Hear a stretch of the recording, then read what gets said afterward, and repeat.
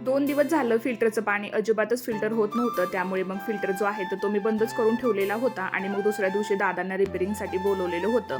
आता काय झालंय ते काय आम्हाला समजत नव्हतं. ते दादा आले त्यानंतर त्यांनी सांगितलं की या 2 ट्यूब ज्या आहेत तर त्या खराब झालेल्या आहेत, त्या बदलाव्या लागतील.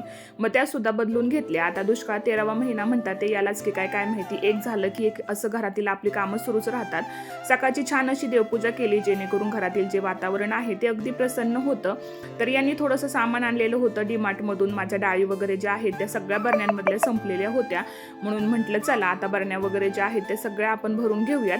आता जेवढे काही शिल्लक राहिलेल्या डाळी होते ना तर ते मी छान असं सील जे आहे तर त्याला करून घेतलेलं होतं. आता जेवढं काही एक्स्ट्राचं सामान होतं ते सगळं डब्यांमध्ये असं भरून घेतलं. आता उन्हाळ्याचे दिवस आहे त्याच्यामुळे दुपारी चहा अजिबातच प्यावासा वाटत नाही. म्हणून इथे छान अशी थंड गारजी पपई आहे तर ती मी चिरायला घेतलेली होती. पपई चिरल्यानंतर ना मग मला दही लावायचं होतं, कारण की आज दूध थोडंसं जास्त घरामध्ये शिल्लक होतं. म्हणून म्हटलं चला दही लावून घेऊयात, म्हणजे त्याचं ताक लस्सी आपल्याला बनवता येईल. आता मग इथे मी दही सुद्धा लावलेलं होतं. तर चला भेटूयात नेक्स्ट मिनी ब्लॉगमध्ये. तोपर्यंत बाय.